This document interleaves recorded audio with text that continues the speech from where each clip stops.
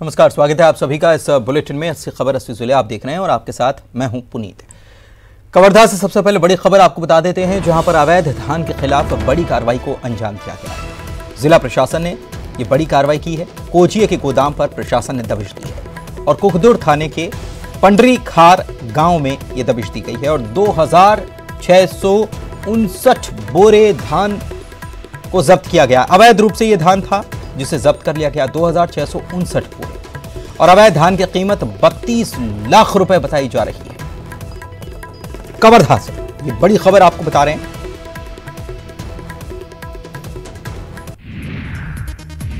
आगरमालवा जिले के कृषि विभाग के जिला उप संचालक आरपी कनेरिया के आपत्तिजनक बयान का वीडियो वायरल हुआ है। आयोजन के दौरान बनाए गए इस वीडियो में कृषि विभाग के अधिकारी व्यापारियों को कहते हुए नजर आए कि युद्ध के लिए युद्ध के तहत उन पर कार्रवाई का भारी दबाव था। कृषि व्यापारियों की दुकान में अनियमितताएं होने के बावजूद उन्होंने स्टाफ की कमी की बहानेबाजी कर जिले में कोई कार्रवाई नहीं की। बड़वानी में एक सौदे को मजनूगिरी महंगी पड़ गई। महिला ने सरेराह मजनू की चप्पलों से धुनाई कर दी। महिला का आरोप है कि युवक फोन पर कई दिनों से उसे परेशान कर रहा था। दमोह में एक वीडियो वायरल हो रहा है जिसमें पुलिस कर्मियों के सामने एक नाबालिग की पिटाई करते हुए देखा जा सकता है। वीडियो नवंबर महीने का बताया जाता है। वीडियो में दिख रहे पुलिस कर्मियों को लाइन अटैच कर दिया गया है और जांच की जा रही है। भिंड में रेत माफिया पर युवक की पिटाई का आरोप लगाया है। पीड़ित का आरोप है कि दबंग खेत से निकलने से रोक रहे थे, साथ ही पुलिस पर दबाव बनाकर उल्टा पीड़ित पर ही मामला दर्ज कर दिया गया। घटना का वीडियो वायरल है। पुलिस के आला अफसर नींद में। सतना में रामनगर पंचायत एक बार फिर से सुर्खियों में। दरअसल यहां पर नगर पंचायत ने 51 मस्टर कर्मियों को बर्खास्त कर दिया, जिसके बाद स्थानीय बीजेपी विधायक ने मोर्चा खोला और कलेक्टर को ज्ञापन सौंपकर अनशन की चेतावनी दी। इंदौर में शायर राहत इंदौरी के घर स्वास्थ्य मंत्री तुलसी सिलावट चेन्नई के शंकर नेत्रालय के चिकित्सकों की टीम के साथ पहुंचे और राहत की आंखों का चेकअप कराया। बताया जा रहा है कि राहत की आंखों के इलाज का खर्च सरकार उठाएगी।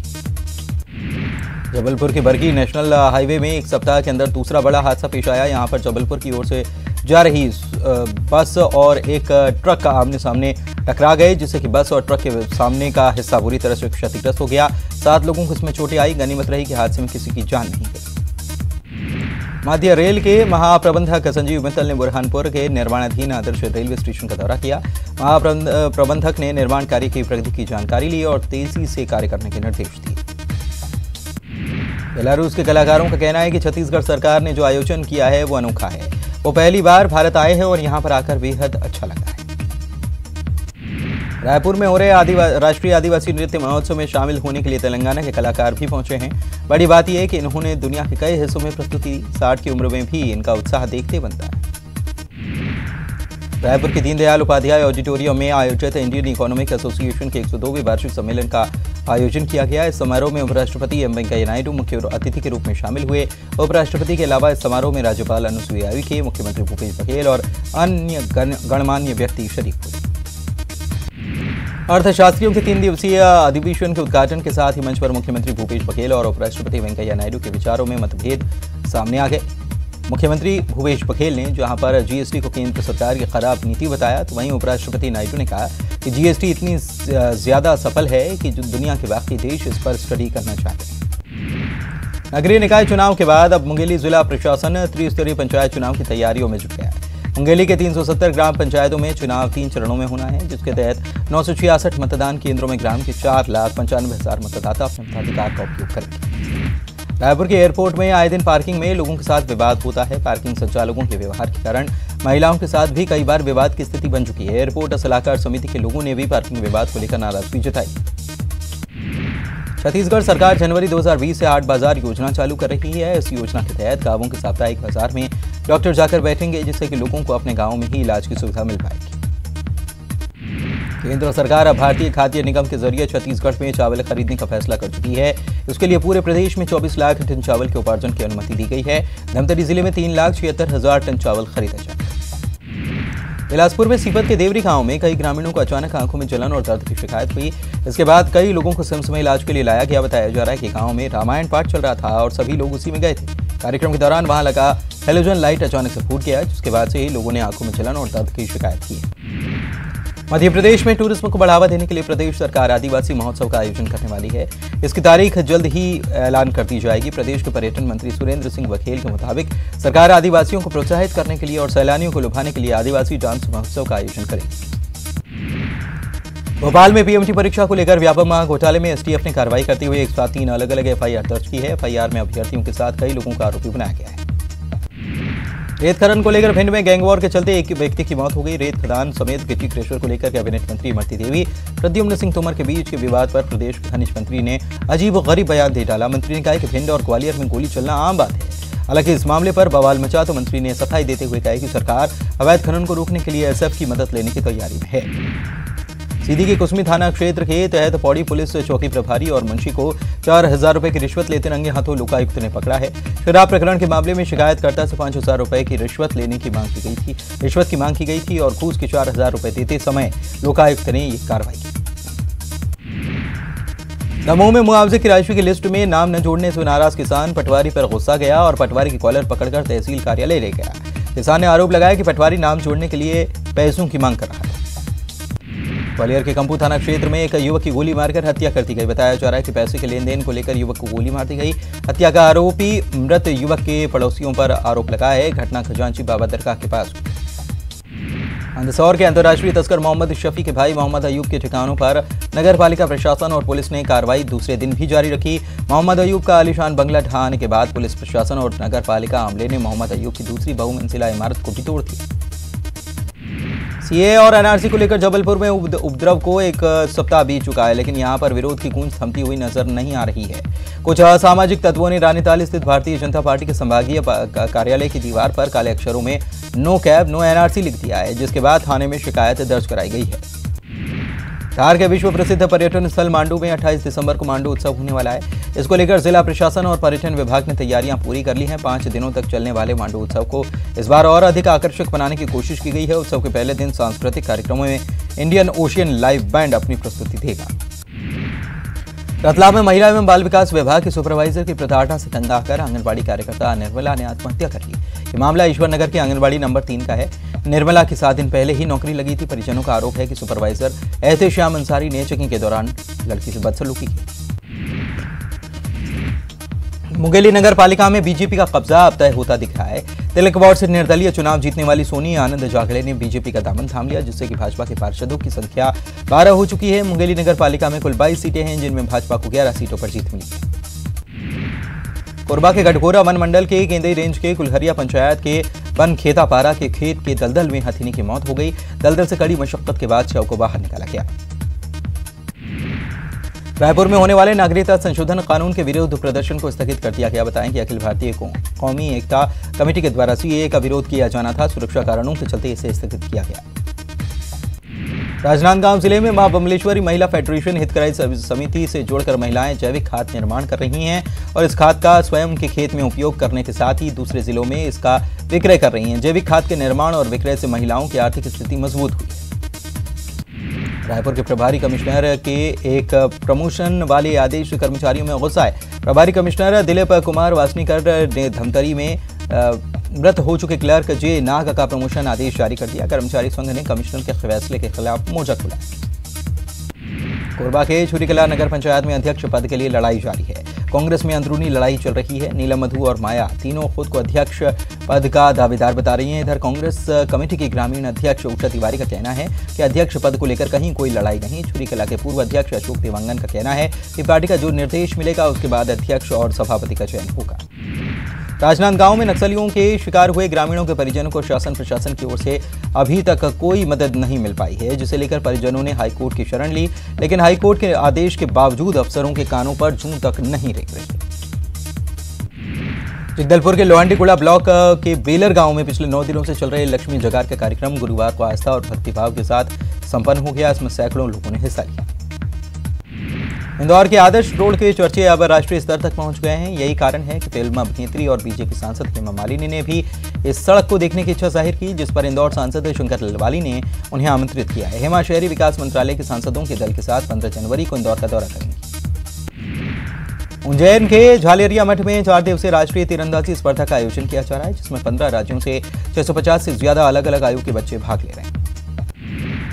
सेवादल की राष्ट्रीय पाठशाला 2 जनवरी से भोपाल में लगेगी। 10 दिनों तक चलने वाले सेवादल के शिविर में पूरे देश से कार्यकर्ता शामिल होंगे। राजधानी भोपाल के वकीलों ने मध्य प्रदेश में संशोधन नागरिकता कानून लागू करने की मांग को लेकर मार्च निकाला। पुलिस के प्रतिनिधियों को वकीलों ने मुख्यमंत्री कमलनाथ के नाम ज्ञापन सौंपा। धार में दिव्यांगों की सहायता के लिए मोबाइल कोर्ट का आयोजन किया गया, जिसमें बड़ी संख्या में दिव्यांग अपनी समस्याओं को लेकर पहुंचे। आज फिल्म स्टार सलमान खान का जन्मदिन है। इंदौर के कल्याणमल नर्सिंग होम में उनका जन्म हुआ था। सलमान का परिवार आज भी इंदौर के पलासिया इलाके के खान कंपाउंड में रहता है। सलमान के जन्म के समय रुक्मणी भाटिया दाई के रूप में पदस्थ थीं। वे अभी 78 साल की हो चुकी हैं, लेकिन उनकी सलमान खान से मिलने की इच्छा है।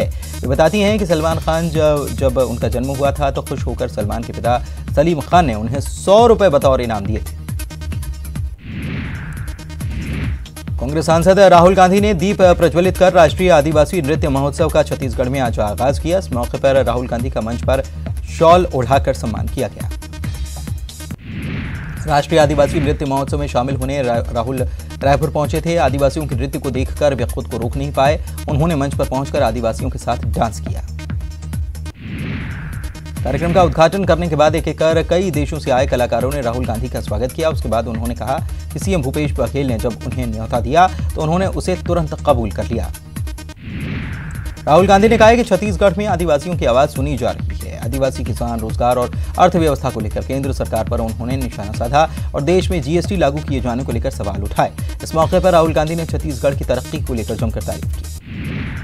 राष्ट्रीय आदिवासी महोत्सव में पूर्व लोकसभा स्पीकर मीरा कुमार भी शरीक हुई। देश और दुनिया भर से आए आदिवासी कलाकार अपनी कला का यहां प्रदर्शन कर रहे हैं। 3 दिनों तक ये कार्यक्रम चलेगा। राष्ट्रीय आदिवासी महोत्सव के शुभारंभ के मौके पर राहुल गांधी, भूपेश बघेल, पीएल पुनिया के अलावा प्रदेश कांग्रेस के तमाम नेता मौजूद थे। इनके अलावा 3 दिनों तक चलने वाले समारोह में प्रस्तुति देने के लिए तमाम कलाकार भी पहुंचे। तो रायपुर में आज से राष्ट्रीय आदिवासी नृत्य महोत्सव का आगाज हो चुका है, जिसमें देश विदेश के कलाकार ट्राइबल कल्चर की छटा बिखेरेंगे। इससे पहले कांग्रेस सांसद राहुल गांधी इस समारोह में शामिल होने के लिए जब रायपुर पहुंचे तो उनका एयरपोर्ट पर भव्य स्वागत किया गया। रायपुर पहुंचे राहुल गांधी का स्वागत करने के लिए सीएम भूपेश बघेल एयरपोर्ट पर पहुंचे थे। उन्होंने राहुल गांधी के न्यूज़ 18 की खबर के बाद गृह विभाग ने कार्रवाई की है। तोड़फोड़ करते पुलिसकर्मियों के वीडियो वायरल होने के मामले में गृह विभाग ने एएसपी और सीएसपी का तबादला कर दिया है। कल यूपी पुलिस ने एक वीडियो ट्वीट किया था और जबलपुर का वीडियो होने की बात कही गई थी। इस वीडियो में पुलिसकर्मी गाड़ियों में तोड़फोड़ करते हुए नजर आ रहे थे और इस खबर के दिखाए जाने के बाद न्यूज़ 18 के द्वारा इस मामले को उठाए जाने के बाद गृह विभाग ने कार्रवाई की है और तोड़फोड़ करते पुलिसकर्मियों के वीडियो वायरल होने के मामले में गृह विभाग ने एएसपी और सीएसपी का तबादला कर दिया है। कल आपको बता दें, उत्तर प्रदेश की पुलिस की तरफ से एक वीडियो ट्वीट किया गया था और इससे जबलपुर का होना बताया गया था और जबलपुर का वीडियो होने की बात कही गई थी। वीडियो में पुलिसकर्मी गाड़ियों में तोड़फोड़ करते हुए नजर आ रहे थे। जितेंद्र शर्मा हमारे सहयोगी हमारे साथ भोपाल से जुड़े हुए हैं, उनसे बात करते हैं। जितेंद्र, कल ये इस मामले को लेकर न्यूज़ 18 ने ये मामला दिखाया भी था और इस पर सवाल ये भी उठे थे, जबलपुर के एसपी भी सवाल उठा रहे थे। पुलिस तो पुलिस होती है, चाहे फिर कहीं की भी हो, लेकिन ये वीडियो की जांच की बात कही जा रही थी और अब इस मामले में कार्रवाई हुई है। यूपी पुलिस ने साफ तौर पर यह जाहिर कर दिया था कि ये वीडियो यूपी पुलिस का नहीं है। उसके बाद तो कार्रवाई होना लाजमी थी, क्योंकि जिस तरह से पुलिसकर्मी अपने हाथों से लाठी डंडे लेकर लोगों की गाड़ियों में तोड़फोड़ कर रहे हैं और एक तरह का माहौल पैदा कर रहे हैं कि जो दूसरे उपद्रवी हैं और उन्होंने भी तोड़फोड़ की है। तो इन पूरे मामले में जो कार्रवाई होनी थी, हालांकि एडिशनल एसपी और सीएसपी दोनों पे गाज गिरी है। तो कह सकते हैं कि जबलपुर में जो है पुलिस अधिकारियों की मिलीभगत के चलते इस तरह का ये मामला सामने आया था, जिस पर लेकर गृह विभाग ने कार्रवाई की है। जो पुलिसकर्मी तोड़फोड़ कर रहे हैं उनके खिलाफ भी कुछ कार्रवाई कुछ नजर आ रहा है, उनके खिलाफ क्या कार्रवाई होगी? देखिए, फिलहाल तो ये जो अभी जो कार्रवाई की गई है वो एडिशनल एसपी और सीएसपी दोनों पर की गई है और दोनों को ही तबादला कर दिया गया। अब जो निचले स्तर के कर्मचारी हैं, इनकी पहचान की जाएगी कि उस रूट पर, उस बीट पर कौन कौन जो है पुलिसकर्मी तैनात थे जिन्होंने लोगों की गाड़ियों को नुकसान पहुंचाया, उन्हें तोड़ा और लोगों में डर और भय का माहौल पैदा किया। शुक्रिया आपका इस जानकारी के लिए। बड़ी खबर आपको बता रहे हैं, गृह विभाग ने एसपी और सीएसपी का तबादला कर दिया है। आपको बता दें कि ये जो मामला है ये हमने दिखाया था और कल इस वीडियो को, जो तोड़फोड़ करते हुए पुलिसकर्मियों का वीडियो है, इसे यूपी पुलिस की तरफ से ट्वीट किया गया था और इसमें कहा गया था कि ये उत्तर प्रदेश का वीडियो नहीं बल्कि ये मध्य प्रदेश के जबलपुर का वीडियो है। हालांकि जो एसपी हैं उन्होंने इस मामले को लेकर सवाल खड़े किए थे कि पुलिस तो पुलिस होती है। ये उन्होंने न्यूज़ 18 पर ही प्रतिक्रिया दी थी और न्यूज़ 18 ने इस मामले को उठाया था और इसके बाद कई सारे सवाल उठे थे कि पुलिस क्या इस तरीके से किसी प्रकार की कार्रवाई करेगी। लेकिन अब इस मामले में कार्रवाई हुई है और प्रतीक हमारे सहयोगी हमारे साथ जुड़े हुए हैं, उनसे बात करते हैं। प्रतीक, अब ये बात साफ हो गई कि ये जो वीडियो है ये जबलपुर का ही था और पुलिस यहाँ पर क्या करती हुई नजर आ रही है, ये भी बात साफ है। और जो हालात बने थे, फिर क्या पुलिस उसके लिए जवाबदेह या जिम्मेदार कही जा सकती है? देखिए, बिल्कुल पुलिस स्पष्ट है कि ये जो आदेश है, यानी कि जो तबादला आदेश हुआ है और मुख्यालय अटैच करे गए हैं एडिशनल एसपी और सीएसपी गोहलपुर, तो कहीं ना कहीं ये जो वीडियो है उसकी सत्यता प्रमाणित हो गई है कि ये जबलपुर का ही है। अप्रत्यक्ष तौर पे इसे हम वही माने, क्योंकि जिस प्रकार से कल यूपी पुलिस ने अपने ट्विटर अकाउंट पे ट्वीट किया, उसके बाद एक कहीं ना कहीं ट्विटर वॉर से शुरू हुआ MP police versus UP police का एक ट्रेंडिंग जो स्टेटमेंट था वो सेट हुआ। एसपी ने नाराजगी जताई, उसके बाद आनंद फानन में जब न्यूज़ 18 ने इस पूरी खबर को प्रमुखता से दिखाया तो गृह विभाग भी हरकत में आया और जब तत्काल रूप से पूरे मामले की रिपोर्ट तलब की गई तो ये स्पष्ट हुआ कि ये वीडियो कहीं ना कहीं जबलपुर का ही है और कहीं ना कहीं दबाव भी है पुलिस को, स्थानीय स्तर पे भी एक बड़ी संख्या में लोगों का दबाव भी था, क्योंकि स्पष्ट दिख रहा था कि पुलिस कहीं ना कहीं कानून को हाथ में लेते हुए तोड़फोड़ कर रही थी और उसका नजारा उस वीडियो, जो वायरल वीडियो था, उसमें भी दिख रहा था और जो जगह थी वो भी आइडेंटिफाई स्पष्ट हो रही थी कि ये कौन सी गली है और किस मोहल्ले की है। तो कहीं ना कहीं ये समझा जा सकता है कि जो वीडियो हुआ, पुलिस की जो कार्रवाई स्पष्ट तौर पे सामने आई वीडियो के माध्यम से, कहीं ना कहीं पुलिस पर भी दबाव था और पुलिस मुख्यालय ने नतीजतन 2 अधिकारियों का यहाँ पे तबादला कर दिया। पूरी 2 अधिकारियों का तबादला हो गया, लेकिन प्रतीक, ये जो पुलिसकर्मी हैं, ये इनके ऊपर क्या कार्रवाई होगी? कुछ जबलपुर से खबर निकल कर आ रही है और आज ही प्रदेश अध्यक्ष जो हैं बीजेपी के, वो इस मामले को उठाते हुए नजर आए और वो ये कहते हुए नजर आए कि ये सब सरकार के कहने पर हो गया। जिस प्रकार की घटना जबलपुर में हुई थी, वो उन्होंने आरोप लगाया था।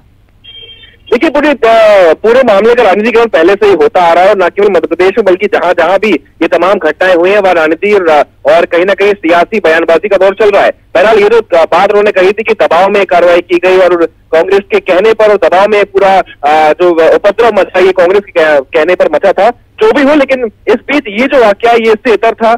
यहाँ पुलिस जो है वो निजी वाहनों में तोड़फोड़ करती दिखी थी, निजी संपत्तियों को नुकसान यहाँ पर पहुंचाती, बेशक वो गुस्से में हो या जो भी चीज हो, लेकिन ये आचरण पुलिस के लिहाज से बिल्कुल सही नहीं है। यहाँ पुलिस उपद्रवियों के रूप में ही दिखी थी, तो जो कहीं ना कहीं इस कायदे में नहीं आता है और यही वजह है कि दबाव ही समझ ले या जो भी समझ ले, पुलिस को ये कार्रवाई करनी पड़ी।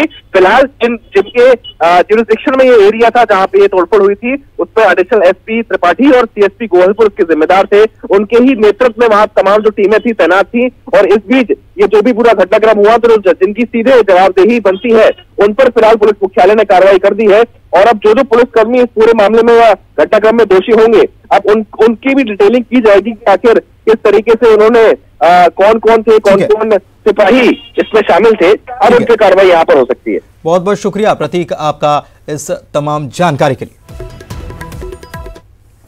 और इसी के साथ इस बुलेटिन में फिलहाल इतना ही। नमस्कार।